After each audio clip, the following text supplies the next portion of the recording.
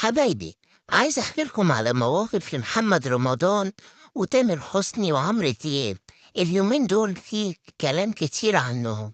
الأول هنتكلم على محمد رمضان، إن هو كان في الساحل والناس والمعجبين حواليه كتير وفرحانين بيه وعمالين يتصوروا معاه، وهو كمان كان فرحان بيهم وعمال يتصور معاهم. وفجأة ظهر واحد معجب من وراه وجه يتصور معاه، وبس كان بيقول له لفظ مش كويس. كان في واحد شبيه لمحمد رمضان اسمه محمد حمدان على التيك توك، وفجأة الولد المعجب بتصور معاه وبيقول له محمد حمدان. فحاول محمد رمضان ياخد منه الموبايل علشان يمسح الفيديو اللي هو عمله وهو بتصور معاه. من فضلكم حبايبي، اشتركوا في قناتي وشجعوني بلايك عشان يوصل لكم كل حكاوي ونصايح